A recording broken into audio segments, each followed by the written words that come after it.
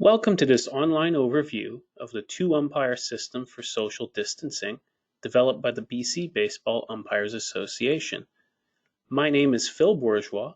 I'm a Level 5 umpire in the Baseball Canada National Program, as well as a certified course conductor.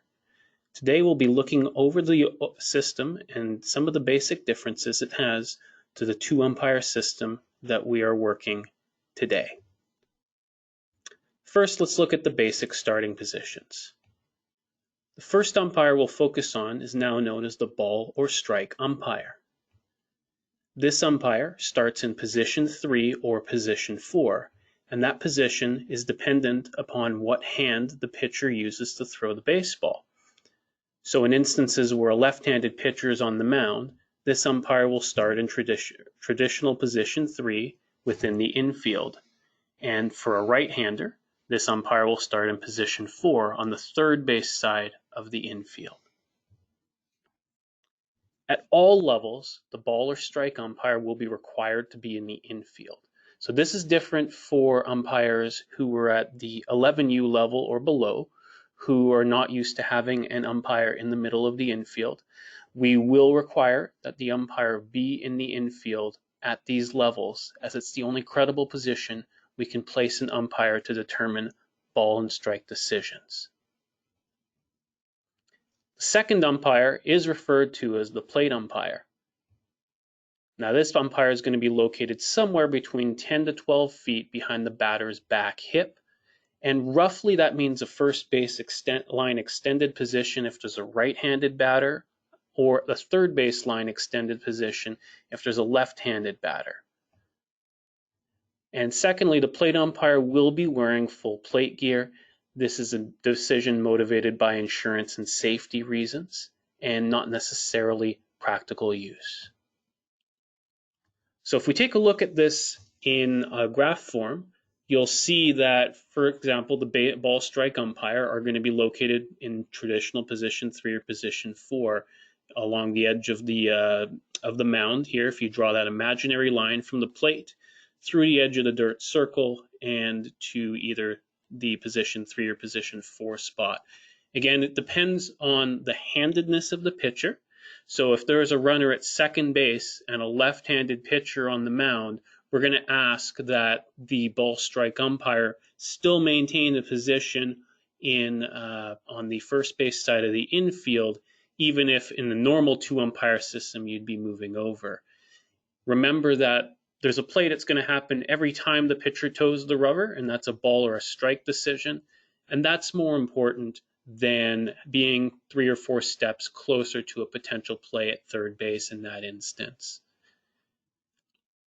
The reason that we are using the pitcher's handedness to determine this is pitchers tend to fall off on their glove side after delivering the pitch. And especially at the smaller fields, those 70-foot or 60-foot diamonds where the angles are more acute, it's really important for the base umpire to have an unobstructed view of the strike zone. For the plate umpire, you'll notice that we have these 2 little arrows denoting where the plate umpire should start. So the plate umpire needs to visualize a window between the batter, the catcher, and having that home plate or general strike zone in view. And if you can see that window, then you're likely in the right position, as this will allow you to make determinations on foul balls or check swings or foul tips. Essentially, you need to see when the ball would have come into contact with the bat in order to be in the right position. By being behind the batter, you'll be mostly protected from any foul balls, as it's almost impossible to foul it off in that angle, although the one danger that could potentially happen is a flying bat, especially on a wet day. So let's talk about each umpire's general responsibilities. First of all, the ball strike umpire is responsible for 4 main things: ball or strike decisions. So this will be happening from the infield, as you can't put a plate umpire behind the catcher with the social distancing requirements in place. Secondly, the ball strike umpire is responsible for all touches at plays at first base or second base in all situations. The ball strike umpire is also responsible for third base, unless there's a runner at first or a runner at first and third before the pitch, which we'll cover off a little bit later.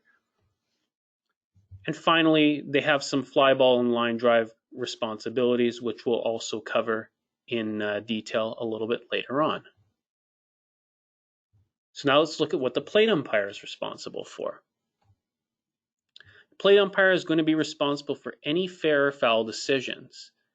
We want the plate umpire to get as close to the line as possible without getting in the way of the play, which should be fairly easy when there's a right-handed batter at the plate. But with a left-handed batter and a ball down the first baseline, we just need to pay a little bit more attention and not necessarily have to get straight on the line for that, as we might get run over by a batter. The plate umpire is also responsible for any foul tip decisions, which you should be able to see through the window, which we just talked about, as well as all touches and plays at home plate, and any plays at third base when there's a runner at first or a runner at first and third. That's no different than the existing two-umpire system. Finally, they're going to have some fly balls and line drives in their defined coverage area, which we're going to go over. They're going to be responsible for the hit-by-pitch decisions. However, it's not a perfect system for hit-by-pitches, so we encourage the umpires to get together if there is any confusion to reach a mutual decision. And finally, for the younger age levels, the plate umpire has to be the one responsible for any leadoff violations by moving the ball strike umpire into the infield. The plate umpire is the only person who can see where the runners are when the pitch is delivered. So we'll talk about check swings a little bit. Check swings is easiest remembered if you think that the ball strike umpire is related to the normal plate umpire. So the plate umpire would normally make the initial decision. In this case, the ball or strike umpire is going to make the initial decision. Then that decision can be appealed to the plate umpire, who would basically be the equivalent of the base umpire in the existing normal system. Now, we should point out that the plate umpire is going to have the better angle on check swing decisions in almost every case. So we're going to encourage the plate umpire to use the voluntary strike mechanic on close decisions and not necessarily wait for an appeal. This is really important, for example, if there's two strikes on the batter and it's not necessarily clear whether the batter offered at the pitch or not. If the plate umpire volunteers the strike before being asked, we're going to avoid some awkwardness and potentially some confrontation. And finally, the plate umpire's decision cannot be appealed back to the ball strike umpire, just like how the base umpire's decision can't be appealed back to the plate umpire in normal times. So let's look at the fly ball and line drive coverages. And you'll notice right away the V in the middle of the field. So this is the exact same line drive and fly ball coverage responsibilities that you would have whenever there's a runner on base in the existing two-umpire system. So that means that any fly ball hit between the left fielder and the right fielder, and any line drive that doesn't take one of the corner infielders, the third baseman or the first baseman towards the line, belongs to the ball strike umpire. In some cases, this is referred to as the big V, although it's kind of a U.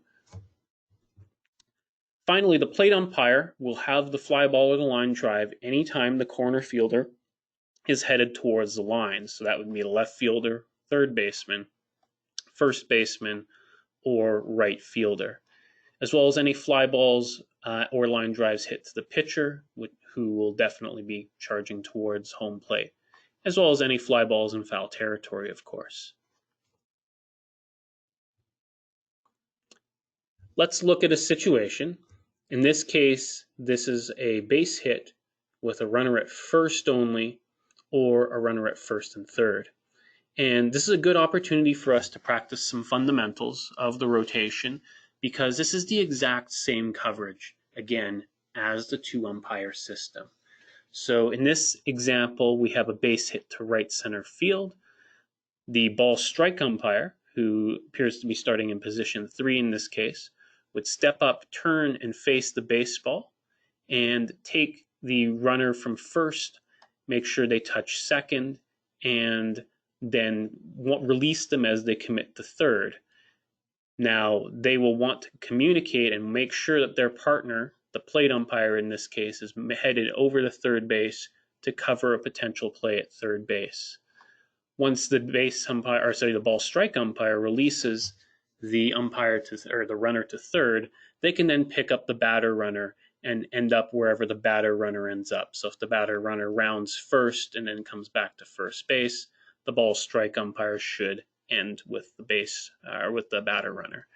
If the batter runner tries to stretch that into a double, then the ball strike umpire should be correctly positioned at second base for a call there.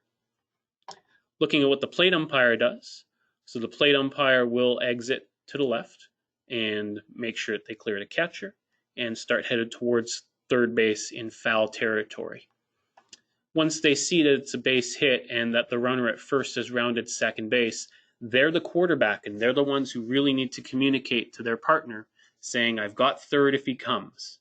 And if the plate umpire sees that there's a potential play at third base, we want that plate umpire to come into the infield and into the cutout area for the play at third base, which is their responsibility.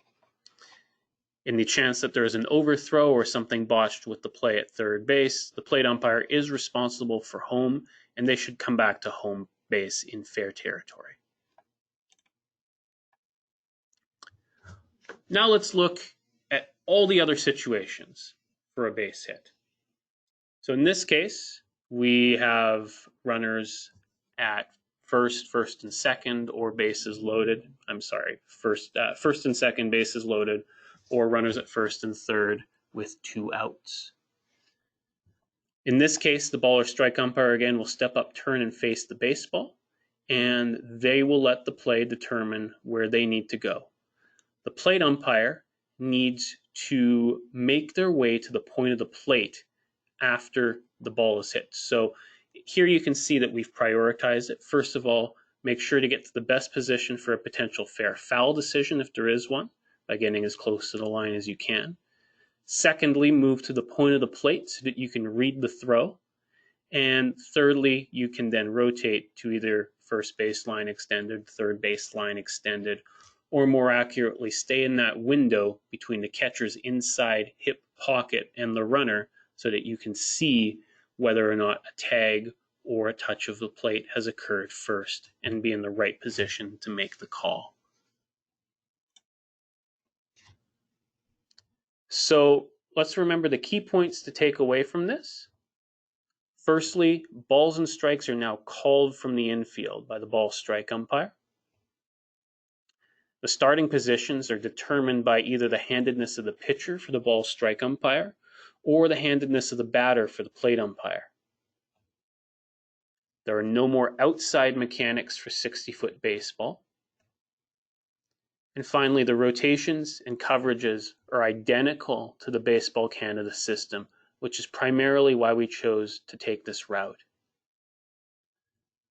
Finally, as a general reminder, umpires are not the COVID police. We encourage you to work with the teams to maintain social distancing.